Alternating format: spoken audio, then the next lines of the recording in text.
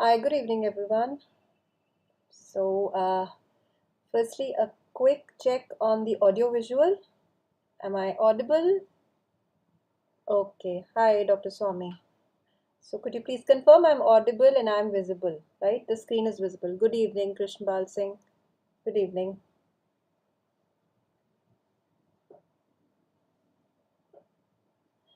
Good evening, Ayushi. I hope all of you are doing well. Okay, thank you for confirmation, Dr. Swami. Yes. All right, all right, all right. Thank you so much. Thank you so much. And so today I'm going to continue with a series for FMG July 2023. And definitely it is not only important for the FMG students, but also for the NEET PG 2023 or 24, whatever happens. So because the questions are always overlapping. So let's first get on with few important announcements from Unacademy. And the first one is that you can avail the subscriptions. Namaste, Dr. Soumya. So you can avail this NEET PG subscription, which is going to begin from 21st of June. That is Monday, right? No, not Monday. 21st of June, 2023.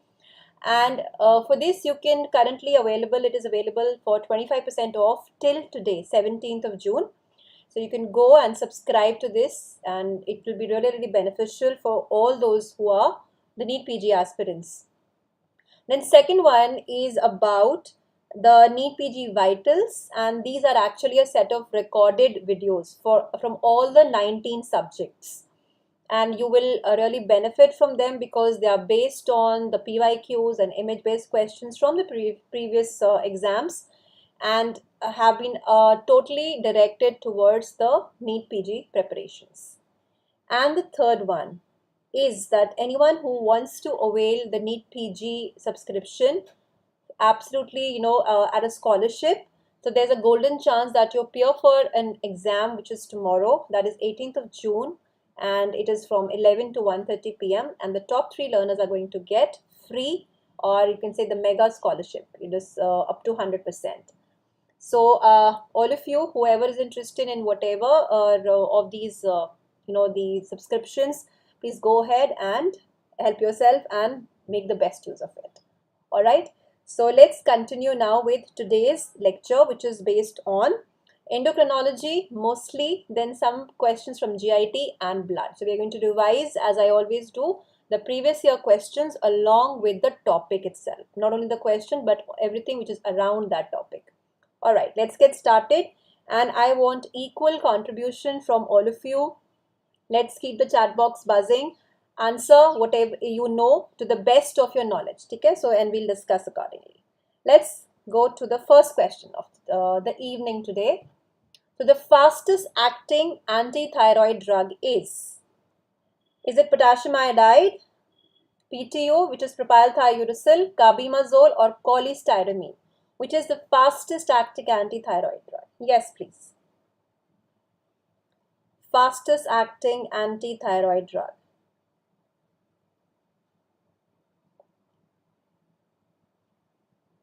Dr. Soumya says 2.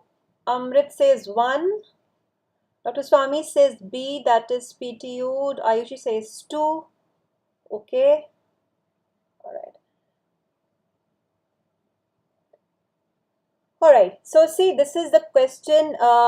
Exploity says 2. Komal says 3. Chalo. Now, out of these responses, very good. Anand Hospital says 1. So, Amrit Soni and Anand Hospital, you're absolutely correct. It is the first option. The fastest acting anti-thyroid drug are your iodides, right? She states A. Excellent. So, this is potassium iodide. So, let us firstly see what these drugs do and why they are the fastest acting drugs. Now, this is a picture of a follicle, a thyroid follicle. Okay? So this is the thyroid follicle for you. Now see, let's see the various steps. What happens when a thyroid hormone is formed? The first step here is trapping. This is called as iodide trapping. ठीक है, with the help of sodium iodide symporter. Then the iodide, it enters into the colloid here. In the colloid, there is thyroglobulin, and then there is coupling, oxidation and coupling. And the enzyme responsible here is thyroid peroxidase enzyme. Okay? And this is responsible for oxidation as well as coupling. So then the T3 and T4 are formed. Then they have to be released here. So when the T3 and T4 are formed, and ultimately this is the point where they are released. Now they enter into the blood circulation. So in the blood or in the peripheral tissues, then T4 gets converted into T3, and this is known as the peripheral conversion. Right? So let's identify different drugs which act at these particular sites. Now the first point, which is the trapping, which is the group of drugs which inhibit the trapping. These are your thiocyanate. Okay? Thiocyanate group of drugs, perchlorates, thiocyanate, the first one. And we don't currently use them because they are very, very toxic drugs. So that is the first group. The second group which is involved or which causes the inhibition of this enzyme, thyroid peroxidase, which is the enzyme that is the, or which is the drug which is responsible here is, which inhibits this. These are your propylthiouracil, carbimazole and methimazole. So they are responsible for this inhibiting of the thyroid peroxidase. The third step is release. Release is inhibited by iodides, right? Release is inhibited by iodides. And the fourth is peripheral conversion. It is blocked by propylthiouracil and propranolol. Propranolol is not actually typically an anti-thyroid drug, but it is used in the cases of thyroid storm because it decreases the peripheral conversion of T4 to T3. So if you look at all these drugs, and let's get back to the options here. So propylthiouracil and carbimazole, they belong to the same group of drugs. Okay? So the first जो inhibit करती है thyroid peroxidase. Now they are not the fastest acting drugs because they inhibit the synthesis of the newly formed T3 and T4. But the ones which are already present in the blood, they will not be able to affect on they have any effect on those. So they have a lag period. So therefore they are not the fastest acting. If you want fastest acting, basically is जो formed हो चुके हैं, which have been formed already in this thyroid in the follicle, you prevent the release of that. So to prevent the release, we have drugs like iodides. So when you give iodides, they what they do, they inhibit the release of the iodides, and they will, so therefore the effect will be less. So this is called as the effect, what they show is also called as thyroid constipation. So they are the fastest acting drugs. These drugs, they have a lag period. They are not the fastest acting drugs, so they have a lag period, and so therefore your fastest your option will be always your iodides. Okay? So this is the correct response to this question. Now these are the, whatever I have told you, the classification of the thyroid inhibitors or the anti-thyroid drugs. So the drugs which inhibit the hormone synthesis, हमने discuss किया propylthiouracil, methimazole and carbimazole. So remember, propylthiouracil is the drug of choice in pregnancy. Especially अगर first trimester है, we have to use this propylthiouracil, and they can be used from the second and the third trimester. Because these are teratogenic drugs. These are best because iodides will not be able to work for a long period of time.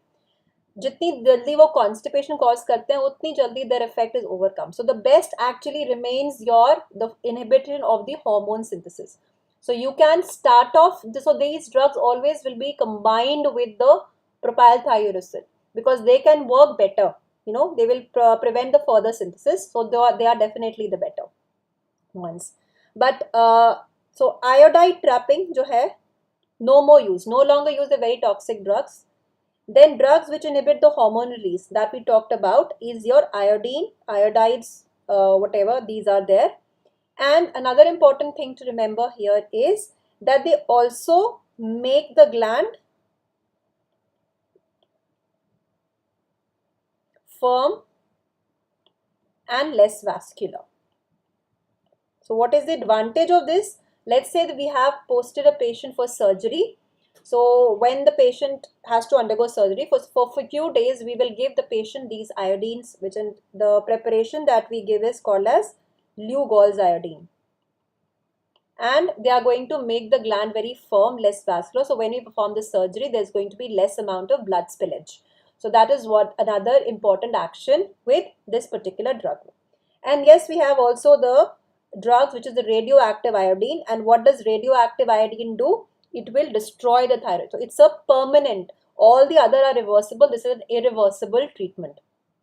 Radioactive iodine and surgery, there are two modalities which are irreversible, because once it destroys the thyroid follicle, you cannot reverse it. So these are the important drugs of the anti-thyroid drugs which you are supposed to know, especially the exam question jo ye hai, which is the drug of choice in pregnancy in the first trimester is propylthiouracil. Again, if they only ask you which is the drug of choice in pregnancy without mentioning the trimesters, still then you will mark propylthiouracil. Until unless it is specified in second and third, you will mark methimazole or carbimazole, but otherwise drug of choice pregnancy you will mark as propylthiouracil only. Right? So let's do some other important one-liners or quick shots from this particular topic. Anti-thyroid drug of choice in thyroid storm is. Yes, come on. Anti-thyroid drug of choice in thyroid storm is. Which is?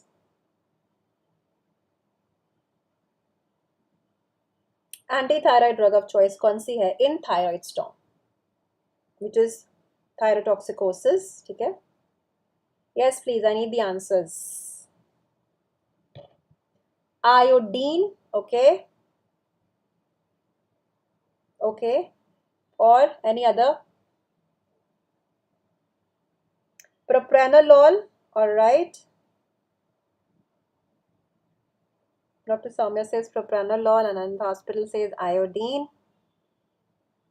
Amrit Soni says propranolol, okay. Read to first and second dono questions, just read it carefully. One is anti-thyroid drug of choice, the other is drug of choice. ठीक है? Excellent, excellent. Yes, Bhavani Shankar.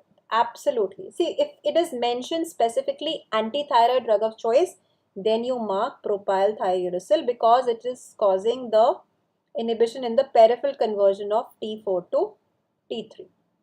Okay, so because this is the active form. But if it's asked the drug of choice in thyroid storm, then you give the answer as propranolol. Okay, propranolol also inhibits the peripheral conversion, plus it will also relieve the patients of the sympathetic overactivity. That's another important issue. Okay? So, agar anti-thyroid mentioned hai, then you mark propylthiouracil. If it is only drug of choice in thyroid storm, then you mark as propranolol. Teratogenic effect of carbimazole and methimazole. What is the teratogenic effect of methimazole and carbimazole?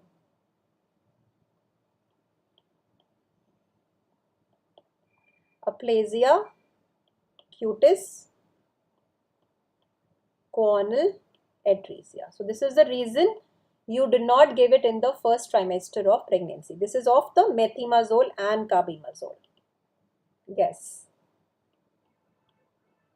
Methimazole and carbimazole. Now, which are the drugs which inhibit the peripheral conversion apart from propylthiouracil and propranolol? Other drugs which can also inhibit the peripheral conversion. So, one is propylthiouracil, second is propranolol, third are your steroids, and fourth is amiodarone. So, they all inhibit the peripheral conversion of T4 to T3. Because you know that T4 is the inactive form or T3 is the active form, which actually produces the effect. ठीक है, yes Dr. Swami, amiodarone. So these are the important relevant points or some points about the anti-thyroid drugs which are these are must know. ठीक है, this जो भी I'm doing today, these are must know for you, for whoever is appearing in the coming exams, must know. Right, let's get on to the second question for today. Bisphosphonates induced osteomalacia is commonly seen in, or commonly seen with which drug? Bisphosphonate induced, etidronate, zoledronate, pamidronate या alendronate. Bisphosphonate induced osteomalacia is commonly seen with, yes, let's have the responses. Siddharth says 4, okay, that is alendronate, all right.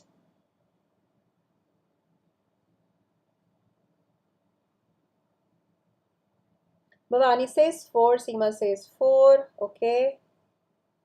Amrit Soni says 4A, okay. 4, all right, 4, okay. Seema also says 4.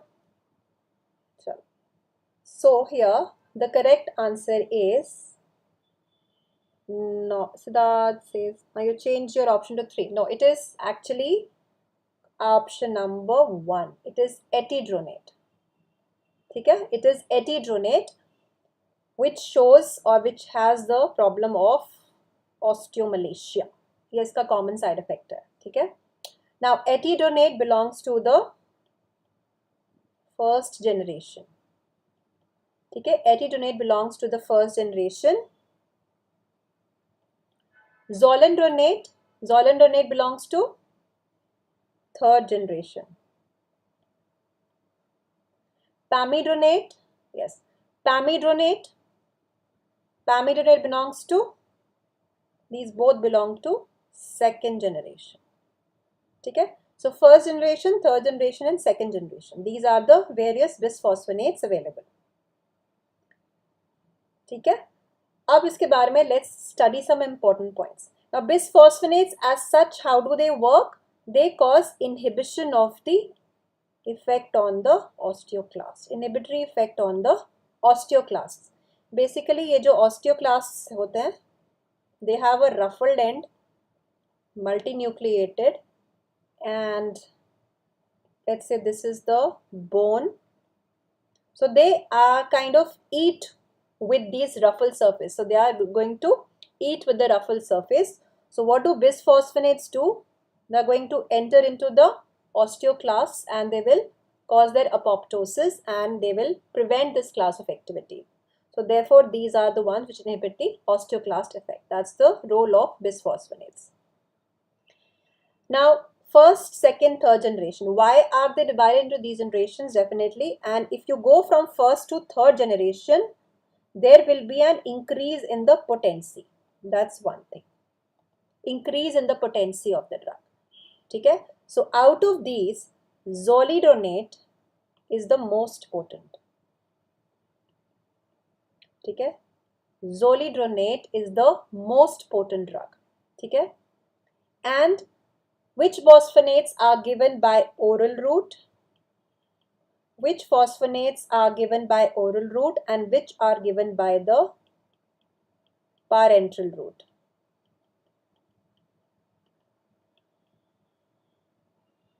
So oral route के लिए remember the mnemonic A, I, R, and parenteral के लिए remember the mnemonic ZIP. I common है दोनों में, so I stands for ibandronate. So oral is alendronate and risedronate. Then zoledronate and pamidronate, they are your, along with the ibadronate, they are your parenteral drugs. Okay? So ये है oral and parenteral. That's another aspect of this. Now adverse effects. Another very important point is adverse effects seen with these drugs. So the first and most important adverse effect is esophageal irritation. Okay, so they are very irritant to the esophagus.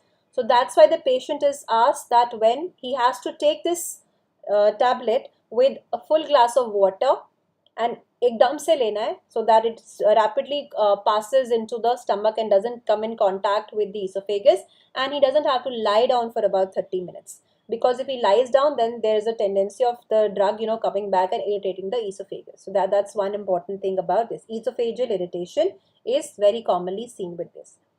Dusra, there is renal toxicity with zoledronate. It can lead to renal toxicity, zoledronate. Etidronate can lead to osteomalacia. Yes, empty stomach also. Etidronate leads to osteomalacia. And another very important side effect is osteonecrosis of the jaw. So definitely ज़्यादा होगा with the most potent one, and so zoledronate has higher chances of this. So these are the important ADRs with this, and if you use them on long term basis पे use करेंगे, then it can lead to esophageal cancers, ठीक है, and a characteristic chalk stick fracture of long bones, like a femur, especially chalk stick fracture, stress fracture of long bones like femur. So fracture ऐसे लगता है chalk, we have broken the chalk into two, it looks like that. So it's a chalk stick fracture and esophageal cancer, which is seen when you use it for a prolonged period of time. Now what bisphosphonates are drug of choice where? So they are the drug of choice in postmenopausal osteoporosis, ठीक है, postmenopausal osteoporosis or steroid induced osteoporosis, Paget's disease, and ठीक है, so Paget's disease, hypercalcemia of malignancy also, they can be used. So these are the prime areas जहाँ पे we can use them as the drug of choice. So these are important pointers about bisphosphonates, again must know. This slide about this chapter or of osteoporosis, again this is very important. Which of the drugs inhibit resorption by inhibiting the osteoclast? कौन सी drugs हैं? Which are going to stimulate osteoblast and which have both the actions? ठीक है? Estrogen is used, but primarily the first choice is bisphosphonates. If they don't work, then we use estrogen, because estrogen themselves have a lot of side effects. Okay? So there we don't use. So primarily the choice is bisphosphonates. Estrogen is not the first choice. Drug of choice is bisphosphonates. So drug inhibit resorption by inhibiting osteoclast. So first is your bisphosphonates, SERMs, then estrogens, calcitonin, cinacalcet, and denosumab. So all these drugs are going to inhibit the osteoclast formation. Stimulating osteoblast is your recombinant parathyroid preparations like teriparatide and abaloparatide, fluorides, calcitriol, that is the vitamin D analog, calcium, and romosozumab. Or jo both effects are seen with the drugs, which is strontium ranelate. It's a toxic drug, not very popular, but ye table is important so that you know that which drug acts by what mechanism. So if it is asked in the MCQ, which drugs work by inhibiting of osteoclastic or which works by promotion of osteoblast, so this is a table to know.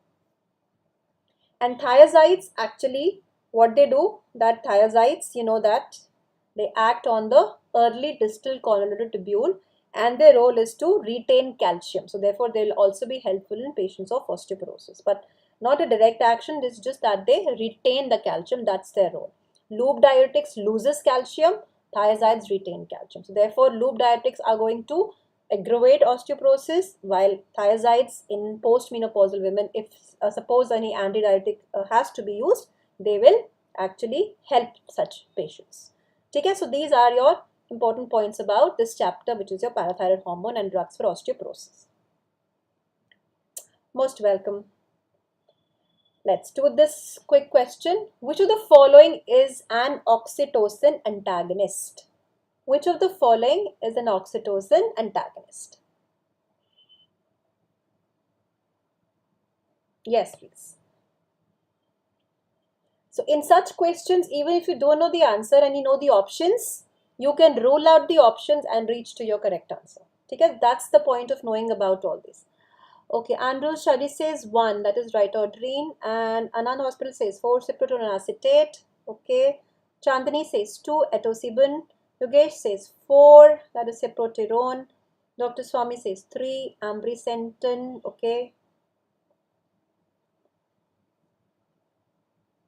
Okay, we have variety of answers here. So let me give you the correct answer here. So the correct answer is, Atul says 1, that is Rytodrine. So if let me first tell you the options, what the options are, and then we'll come to the correct answer. Okay? The first drug, which is Rytodrine. Anybody who can tell me what is Rytodrine?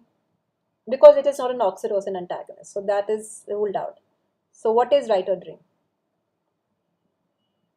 ये question as such पूछा गया है about ritodrine in the exam.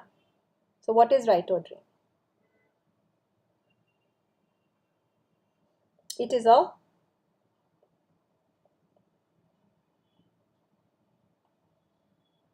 very good, Komal. Very good, Komal. It's a beta 2 agonist. Isoxpurin, Rytodrine, these are beta 2 agonist. Yes.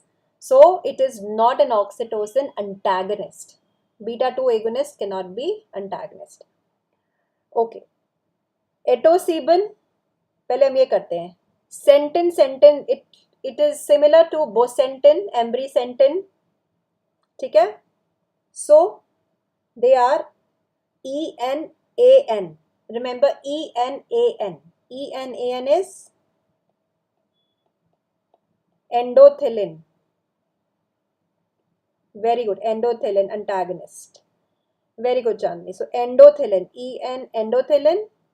AN antagonist.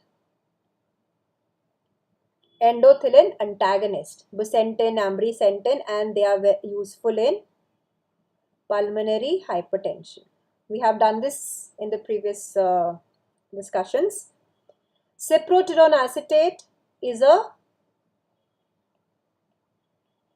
androgenic receptor antagonist. Can be used in prostate cancers. ठीक है, so क्या रह गया हमारे पास? Etosibin. So this is your correct option, or correct answer is etosibin, which is an oxytocin antagonist, and this is used to delay the premature labor. ठीक है, to delay premature labor. So all the options should be known to you because they all have been asked as questions. This is also has been asked as a question. So that's why it is important to know what drug belongs to which class, right? All right. Sure. The next one. Let's come to a very, very important topic. Which drug acts by the mechanism as shown below? Which is shown in A actually. So ye wala A is the drug which is going to show the various responses. Is it insulin? Is it metformin? Is it acarbose or is it glimepiride?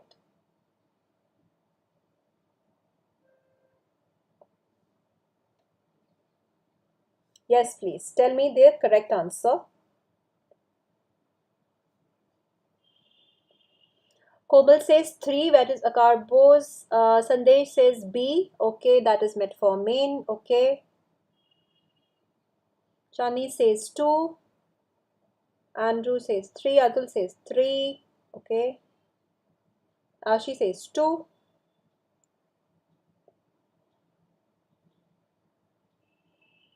Devesh says 2. Okay. Yes. So most of you are correct here. Anand Hospital says 2. Excellent. So most of you are correct here. The correct answer is metformin. Metformin belongs to biguanide group. So what they do, the major action of metformin is to decrease the gluconeogenesis from the liver. Act on the AMPK and they very good Manoj, all of you, absolutely correct. So they decrease the gluconeogenesis. That's the main action. Yes, Maz Ahmed too. And they also act on the skeletal muscles or the peripheral tissues and they cause increase in the uptake of glucose. So they will improve the insulin sensitivity. And now latest they also have been shown, yes, very good. So they also have been shown to decrease the absorption also from the intestines. So that is another feather to their cap or another action. So this is the classical example or classical diagram showing the actions of metformin. Yes, as Chandni said, the major drawback or the ADR with this is lactic acidosis and megaloblastic anemia because it inhibits the also absorption of vitamin B12 from the intestine. So these are two important side effects seen with metformin. Acarbose belongs to the group which is alpha glucosidase inhibitor. Okay? Yes, B12. Glimepiride is your sulfonylurea. So sulfonylurea, what they do, they are just insulin releasers. They don't have this function, they are just insulin releasers. Okay, so this is important about the mechanism. So please make sure that mechanisms are on your tips. Mechanisms have been asked time and again, so they are on your tips. Mechanisms should be very, very known to you. Let's do some quick shots here again. Fenformin was withdrawn. Now metformin is the only biguanide used. Fenformin was used initially but has been withdrawn because of the serious toxicity of lactic acidosis. Okay?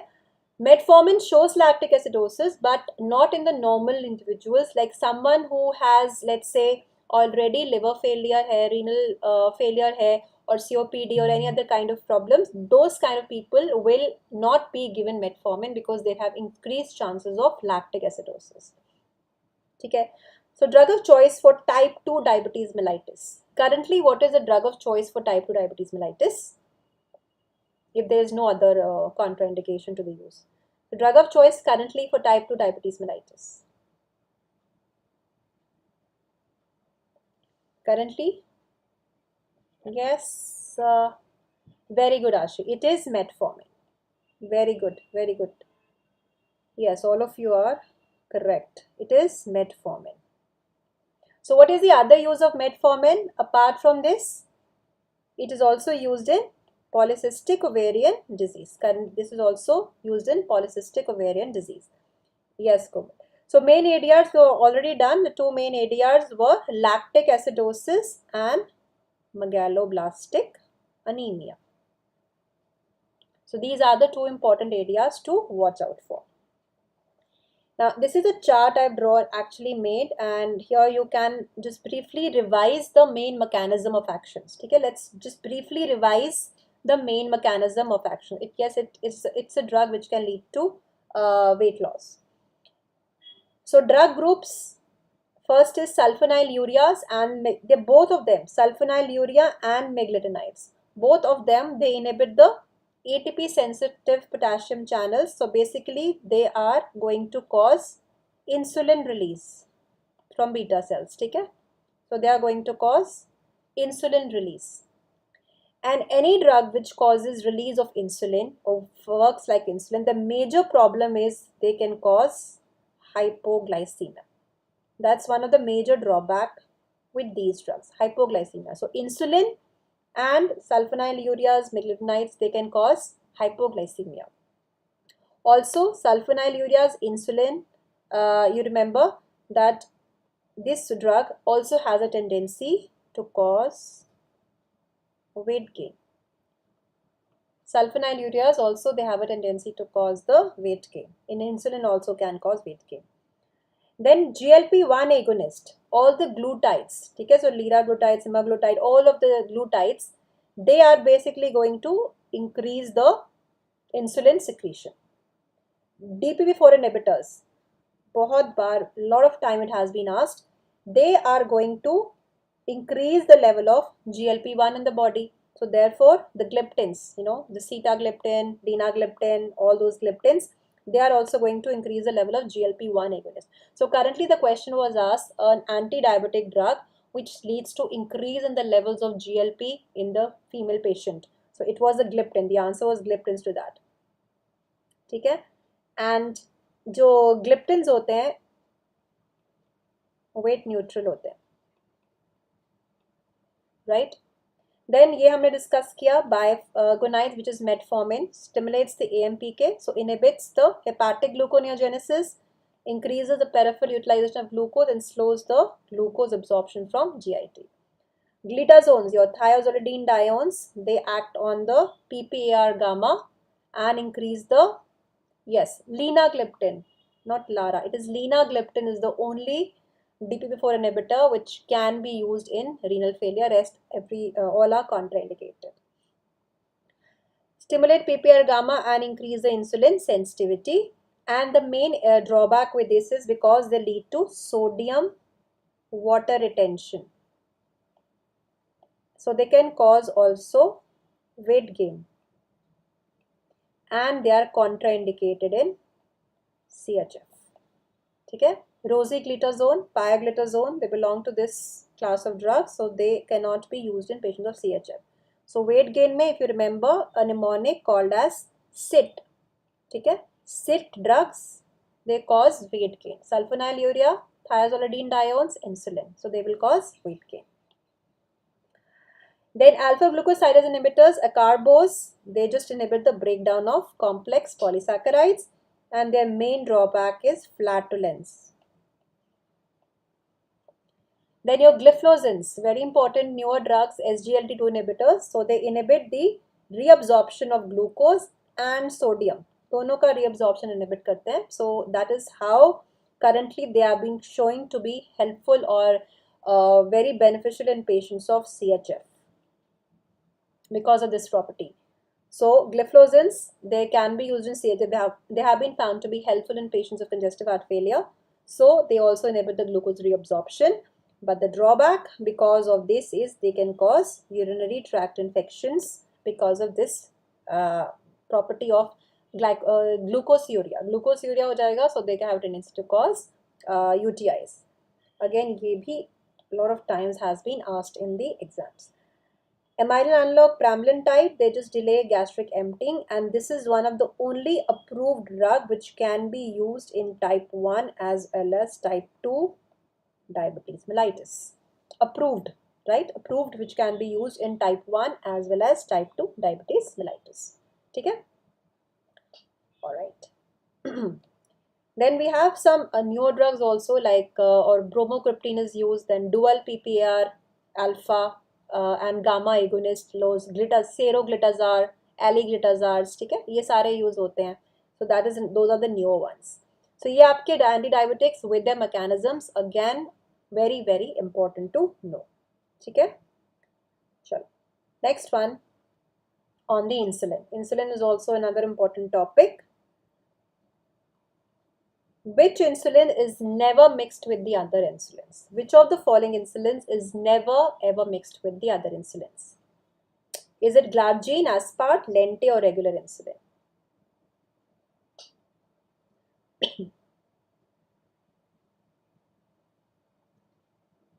Yes, which of the following insulin should not be mixed with any insulin? Anand Hospital says 1, Ashi says 1. Yes, very good. Excellent. Krishnapal says 1. Excellent. Yes, this is the correct answer. Amrit says 1. Yes, please. The reason, because it is acidic in nature. It has an acidic pH. Yes. Yes, Manoj. All of you are correct. So this cannot be mixed with the other insulins because it will cause crystallization. Now, apart from that, what is important here is ये जो दो हैं, these are your short acting, rapid acting insulins. Regular insulin is one of the most commonly used insulins. Which is the most common? It is one of the most commonly used insulins and the insulin which can be given by the IV route in emergencies. Okay, so IV route in emergency.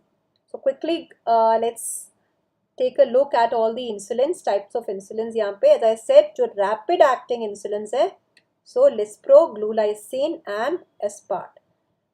The mnemonic is lag, but they don't have a lag. They are very, very quick acting, given just before meals. Okay, so mnemonic can be lag, but they don't cause a lag. Short acting में regular insulin. The important point is it can be given in emergencies as IV. ठीक है, so diabetic ketoacidosis and all जहाँ पे हमें insulin चाहिए IV route, we give regular insulin. Intermediate NPH. Then another important aspect is of slow and long acting insulin. We have Detimer, Glargine and Degludec. So most long acting is Degludec. It has a duration of action of about more than 40 hours. And they're all peakless. So there is no peak. Peakless insulins. So they can work for about 40 hours. So धीरे धीरे release होता है. So these are the important things. So pH इसका 4 है. It's a very acidic pH glargine. That's why it can't be mixed with the other insulins. So basal tone जो है, that is maintained by the long acting insulins. And if you want to take care of peaks, that is postprandial hyperglycemia, then you give rapid acting insulins to the patient alongside. Right? So this is again quickly about the insulins. Sure. Next, drug of choice for esophageal varices. So quickly tell me the drug of choice for esophageal varices. Demiclocycline, dopamine, octreotide or adrenaline.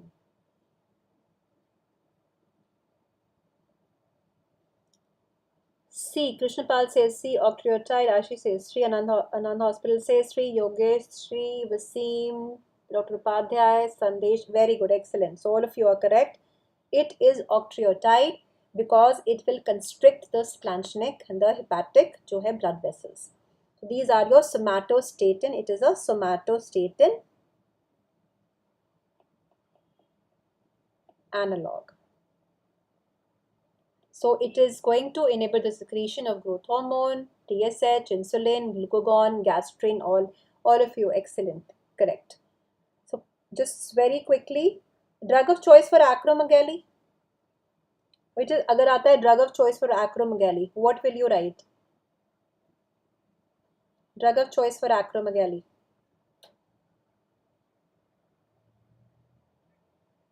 Name any drug which you find, which you think is a drug of choice for acromegaly. Lento, lenoride. It's lanreotide, I think. Cabergoline. These are your somatostatin analogs. These are, yes, octreotide. Somatostatin analogs are your drug of choice for acromegaly. And it is lanreotide, not lenoride. If you're telling me about the somatostatin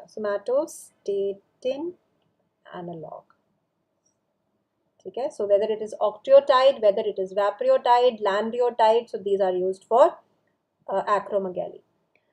So growth hormone receptor antagonist. Can you name a growth hormone receptor antagonist? Growth hormone receptor antagonist.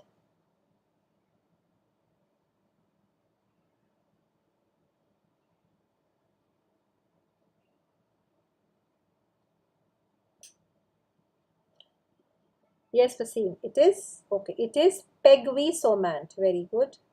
Almost there. Pegvisomant. Okay. Pegvisomant is the growth hormone receptor antagonist used for resistant cases of acromegaly. ठीक है? It is used for, very good Hitesh, yes, it is resistant cases of acromegaly के लिए we can use growth hormone receptor antagonist. ठीक है? Sure. Let's come to the next question is let's go to the blood now. Drug used in heparin induced thrombocytopenia. HIT syndrome जिसको कहते हैं HIT. Heparin induced thrombocytopenia. Which is the drug of choice here? Heparin induced thrombocytopenia.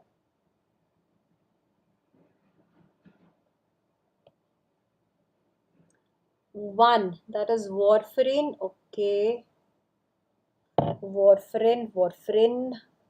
A lot of votes on warfarin. Anand Hospital says 3 are Gatroban. Fourth, it is enoxaparin. Okay, enoxaparin. Okay, drug of choice मैं treatment के लिए हम use करें. Wasim says C. All right. So yes, Anand Hospital and Wasim, both of you are correct. Here it is a Gatroban. These are your direct thrombin inhibitors. ठीक है, they are your direct thrombin inhibitors or Gatroban. So thrombin antagonist और thrombin inhibitors base. ठीक है, so ये हम use करते हैं for heparin induced thrombocytopenia because you really want that time to break the thrombin. So thrombin directly act करेगा, so we use them. Warfarin is an oral anticoagulant. ठीक है, it has no role in heparin induced thrombocytopenia. So they both are oral anticoagulants. Enoxaparin is a low molecular weight heparin. Okay, it has less tendency to cause heparin induced thrombocytopenia, but otherwise you can't use them if heparin has caused this. उसके लिए treatment में इसको use नहीं करेंगे. So the use is of the Gatroban. ठीक है. Heparin का mechanism. Anybody can tell me what does it do? Heparin. What is the mechanism of action of heparin? Again, I'm telling you, question on mechanisms absolutely must know. Okay? So what is the mechanism of action of heparin?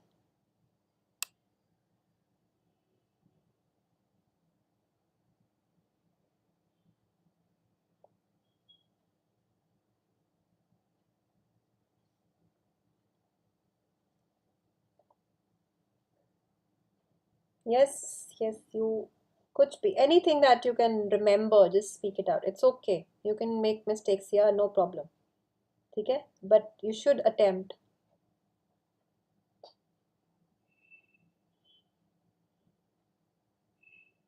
Yes, please.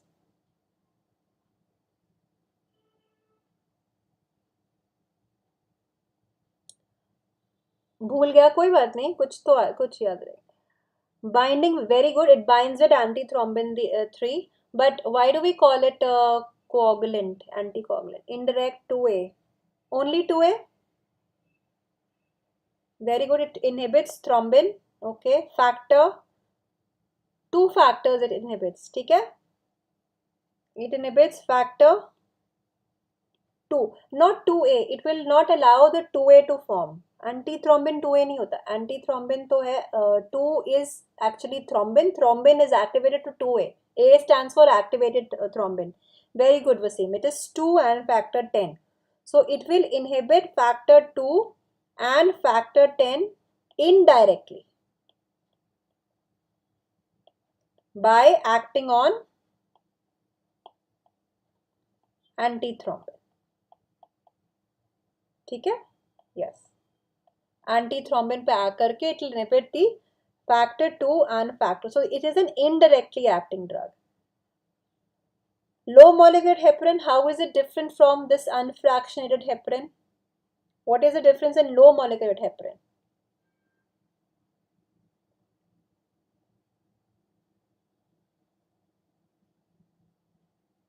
Low molecular heparin में क्या difference है? Yes, fondaparinix is only for factor 10. It will inhibit the conversion of activation of 10 to 10. ठीक है ना? So X है ना इसके end में fondaparinix, तो सिर्फ 10 को ही inhibit करेगा. While low molecular heparin, it inhibits factor 10 more than factor 2. ठीक है, ये difference है. Factor 10, yes, because fondaparinix has a very short pentasaccharide chain. It is all because of the structure. Heparin is larger, bigger structure. Low molecular heparin uska chota structure. Fondaparinux very small. So that's why the reason is. So it is mechanism of heparin is inhibits both 2 and 10.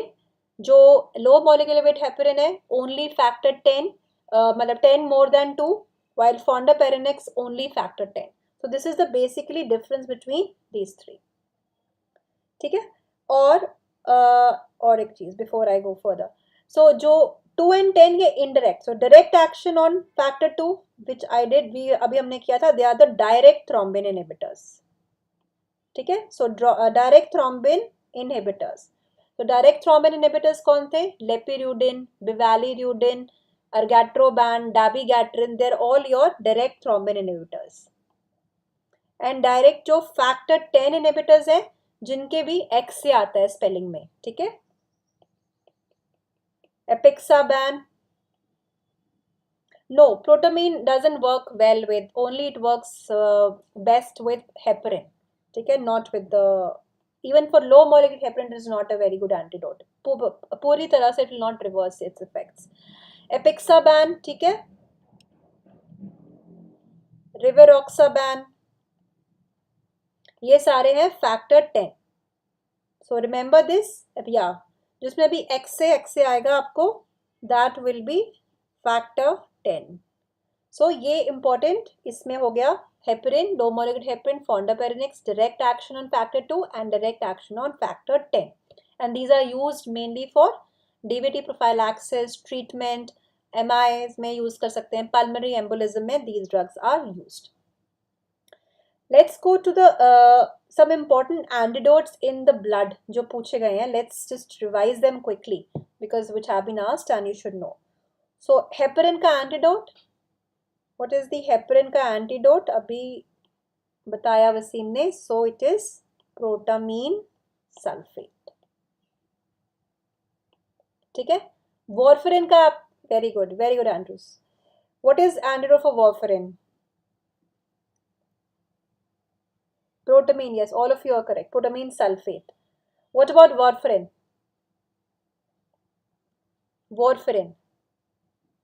Very good, Krishnapal. It is vitamin K. What about dabigatran? Excellent, all of you. Manoj, Andrews, Dr. Upadhyay, Amrit, very good. Dabigatran का.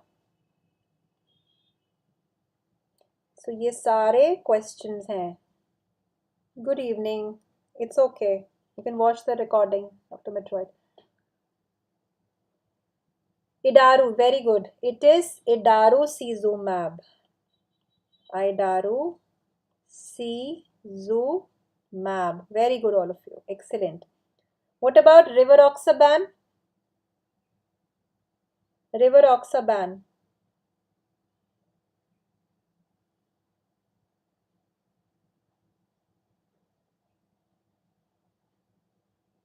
उसकी spelling में भी x से will be there, और जो antidote है.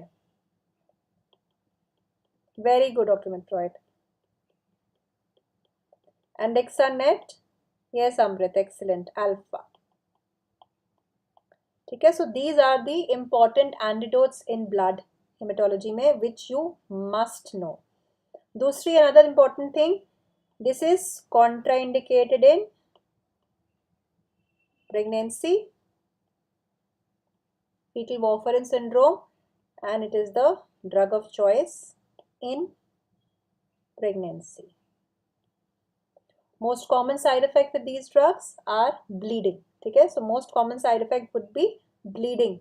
Yes, very good. Yes, XA. ठीक है. और हेपरिन के बारे में there are certain other important points which I will tell you through this. So you remember the mnemonic which is heparin. So remember heparin as a mnemonic. ठीक है. So ये कुछ important points है. H से it causes heparin-induced thrombocytopenia, and I told you the drug of choice to treat this would be your direct acting factor thrombin inhibitors. ठीक है. Then the next one is your E. It causes excessive bleeding. कोई बात नहीं, आप you can focus on the slides My photo is okay. Choti, it's okay. Excess bleeding on overdose. P is it is preferred in pregnancy. Warfarin is contraindicated. A stands for alopecia. R stands for raises the potassium, can lead to hyperkalemia. I is can increase in the bone resorption causing osteoporosis. N nullify the effect by protamine. ये कुछ important points है for heparin. In case they ask you any of the side effects of heparin, you can answer from this mnemonic, heparin. ठीक है? Alright. So let's go now to the next question. Now, a patient is planned to receive chemotherapy with cisplatin. Which of the following drugs are used for the treatment of chemotherapy-induced nausea and vomiting? This was a recent question in FMG exam. Okay? The recent FMG में exam question था. So I've taken it straight out of that question. तो इनमें से कौन सा common? Dr. Troy says 1. Okay. A. Krishnapal also says A. Wasim says A. Komal says A. Dr. Upadhyay says A. Excellent. All of you are absolutely correct, and this is the correct answer. Granisetron, aprepitant, dexamethasone.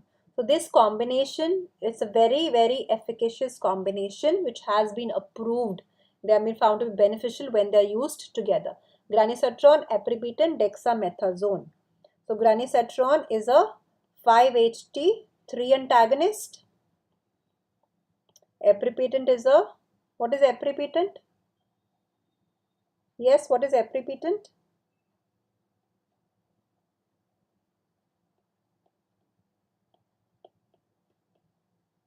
Yeah, steroid. ठीक है? Yes, neurokinin 1 inhibitor antagonist. So it is used. So these तीनों combinations have been approved, and this is the best out of the lot. Now, out of this, if I have to tell you, metoclopramide and domperidone. Metoclopramide, domperidone. ठीक है? So domperidone या metoclopramide, इसमें से पूछते हैं which of these, out of these, which crosses the blood-brain barrier? Which of this crosses the blood-brain barrier? Metoclopramide या domperidone?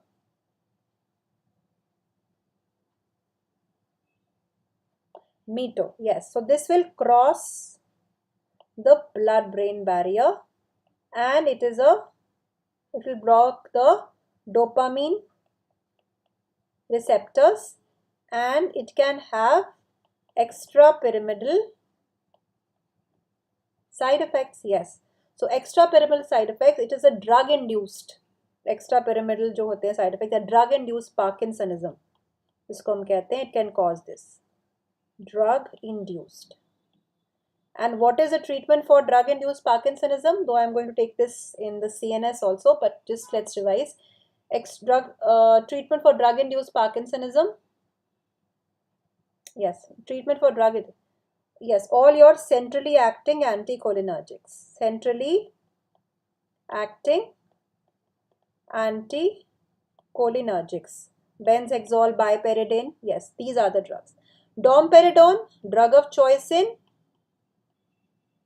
levodopa induced nausea या vomiting. Why? Because it itself does not cross the blood-brain barrier. So it will not aggravate the Parkinsonian signs and symptoms. So it is a drug of choice for levodopa induced nausea and vomiting. Doxylamine, drug of choice where? Doxylamine, drug of choice where?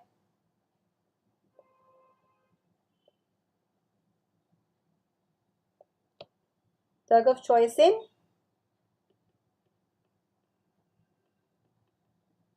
morning sickness. Yes, very good, Vaseem. Drug of choice in, yes, morning sickness, Dr. Metroid. And which is the drug of choice in motion sickness? Drug of choice in motion sickness?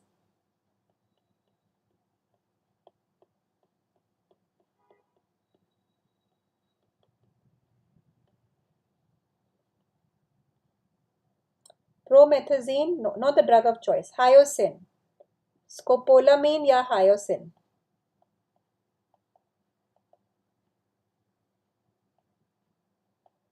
Yes, hyoscine patch लगाएंगे. You know, the patch can be put behind the ear and you can put it, it's a transdermal patch, so you can put it 3 to 4 days before and the patient will be relieved of the motion sickness. ठीक है? All right.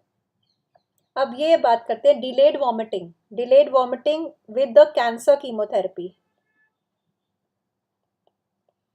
Early vomiting, delayed vomiting. Early vomiting will be treated by 5-HT3 actually.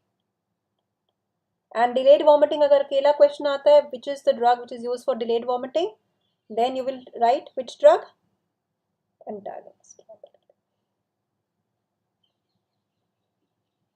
Delayed vomiting. Early vomiting, yes, 5-HT3 antagonist, excellent. What about delayed vomiting? Yes, NK1 antagonist जो हमने patents किए अभी ना, aprepitant and all. ठीक है, aprepitant, rolapitant या all patents. Delayed vomiting. Most common side effect of ondansetron. Most common side effect of ondansetron. Yeah, okay. Most common side effect for ondansetron.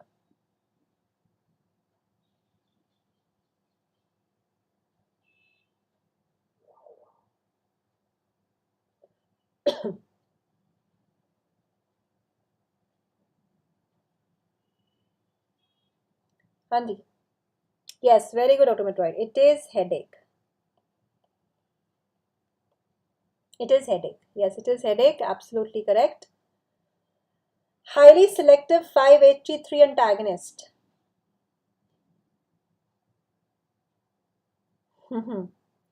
Yes, आप कोई ondansetron और कोई nausea vomiting नहीं बोल सकते. So headache. Highly selective 5-HT3 antagonist or a highly potent 5-HT3 antagonist is.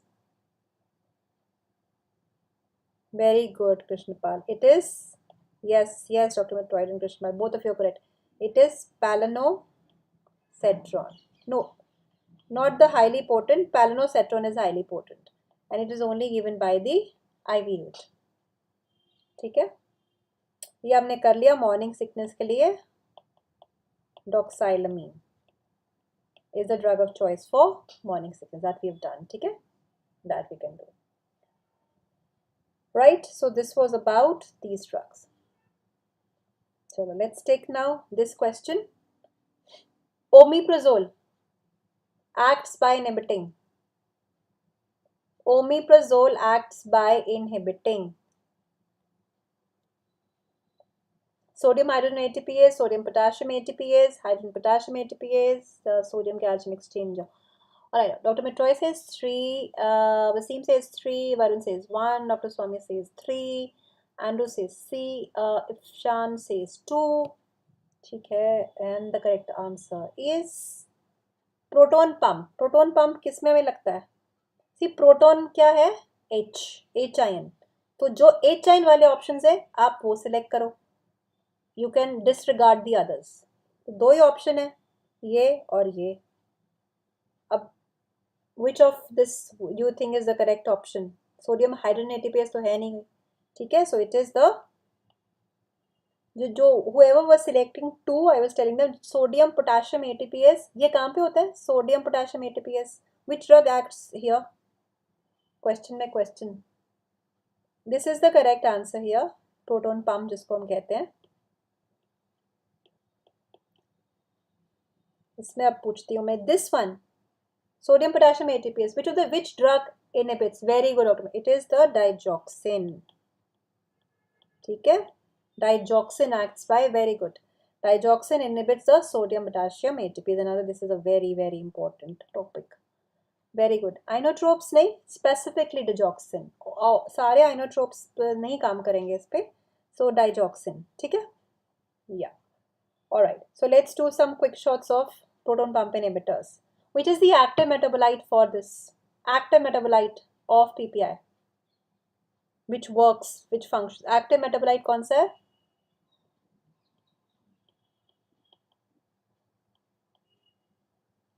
सल्फिनामाइड, ठीक है. So the active metabolite is sulfinamide, which produces the effect.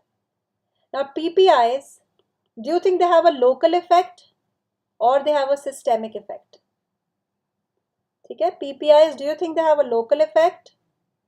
Because ये आपका पंप है यहाँ पे. This is your pump and you have given PPI.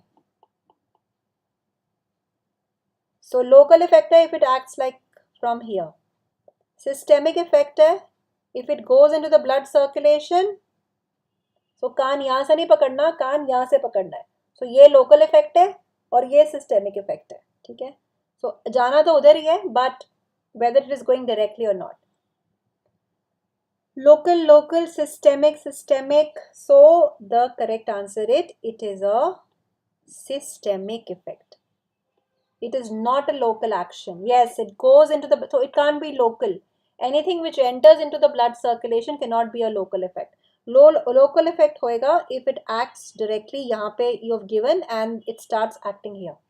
But it first enters into the systemic circulation and then it gets converted, enters the parietal cells, then it gets converted into the sulfinamide moiety and then it causes the systemic. So it is a systemic effect, not a local effect. Okay, so remember this one. Yes, fastest acting PPI, somebody did answer. It was Seem, I think, did answer, right? It is rabiprazole.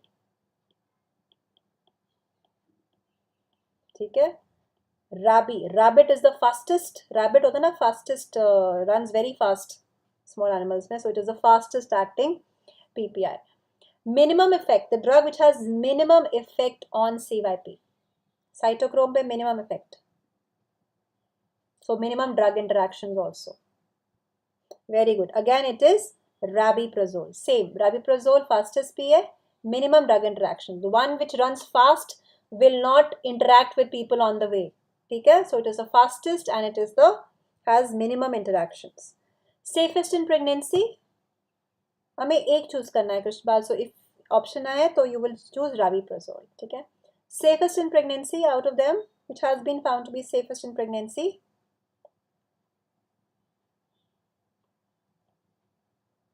No, it's lansoprazole.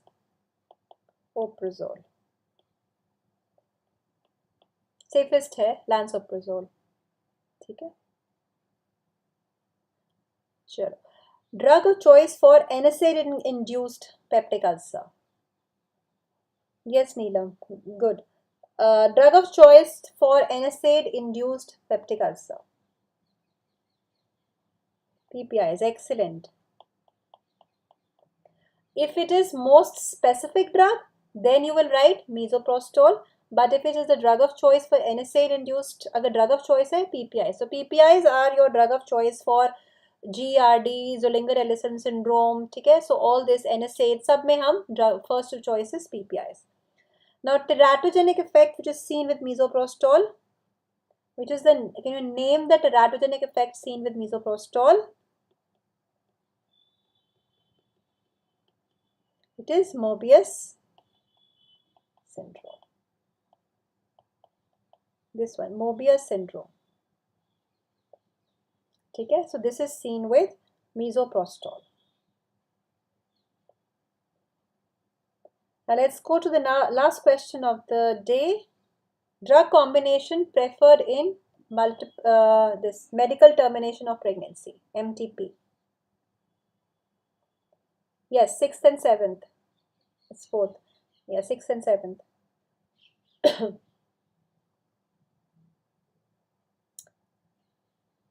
Two, all of you on 2. Excellent. So all of you are correct. The drug combination preferred for MTP is mifepristone and misoprostol. Yes, the mifepristone and misoprostol. So first you have to give mifepristone. Mifepristone is a antiprogestin? No. Actually, though 600 books write 600 milligrams per orally. Just confirm this, please. And you give then misoprostol. Misoprostol 400 milligrams oral, or you can give Gemiprost pessary 1 milligram per vagina. And ये कब देना है? After 36 to 48 hours. ठीक है, 36 to 48 hours के बारे में. And what do we mean by 36 to 48 hours? And this is MTP is approved कब तक? Up to 7 weeks. 7 weeks तक ही करते हैं. उसके बाद what happens is that your placenta will start secreting more progesterone and it will overcome the anti-progesteronic effect of mifepristone. So mifepristone won't be useful later on. ठीक है? So mifepristone, misoprostol. So mifepristone antiprogestin, misoprostol, what it will do? It will cause cervical ripening and softening and dilatation of the cervix. So ये सारे questions are important, and so these I've tried to cover up as much of endo, GIT and blood I could take up. And yes, I'm going to take another session on the same topic on the website as a free class in the Unacademy. If anyone is interested to get into more questions and revise more, you can join that class. It's a free class, so there's you can join as well. It is on 21st 6 p.m. but on the Unacademy side, free class, so you have to enter that class. So वहाँ पे भी we are going to discuss more questions on this topic which have not been covered here, so that I want as many questions as possible. Free class is on 21st Wednesday 6 p.m. and they've already if you see Unacademy अभी इनका YouTube channel पे they have already put the the time and the link is there. Just the code you have to put Dr. Tikoo and then you can enter. ठीक है? So thank you everyone. You just keep on इस पे Unacademy में already YouTube अब देखो इसमें live and or WhatsApp free class they will be giving it. But otherwise definitely just keep a watch. I will be posting it on my this channel also, and on the Insta if you follow I always put it up कि ये है, this is the time, and you can stay tuned to that, right? Okay, thank you everyone. Thank you so much. I hope you could make some use of it. And so see you next time. So next YouTube would be next Saturday. I'll be discussing central nervous system and the respiratory system. There's another class. I don't have a Telegram group yet. Next session. Yes, next session would be on central nervous system, respiratory system. Next Saturday, whatever that date is. Yes, 22nd जो YouTube है, that is actually regarding the NEET PG 24 topics, which are the important topics. It's not, I'm not going to take up this MCQ format. I'm just going to tell whoever is aspiring to appear in NEET PG 2024 what are the important topics that they should know. So 22nd session is on that. But this session continuation for the FMGE, that will be on Saturday. Whatever, I don't remember what is the date on Saturday. Make shy that is 24th, maybe 24th, right? So we will be doing that on Saturday only. So the topic definitely I'm telling you, it's CNS and respiratory system. Uske baad we are going to go into the antimicrobials. That will be covering up in 2 lectures, specific and general antimicrobials. Okay, so then we will actually cover all the topics in a nutshell, or for at least for the FMG students. All right, thank you so much everyone. Yes, it is the same, and I think it's interesting also. If you understand the concept, it's a very interesting subject to know. Thank you so much, Krishnapal. And in case you need to come back and revise, so this is always there on their channel. So जब भी आपको time लगता है, wherever if you feel that you're forgetting something you want to revise, you can always come back to these sessions and get a quick revision. ठीक है? All right, everybody. Thank you. Take care. Have a great evening and study well. Thank you so much.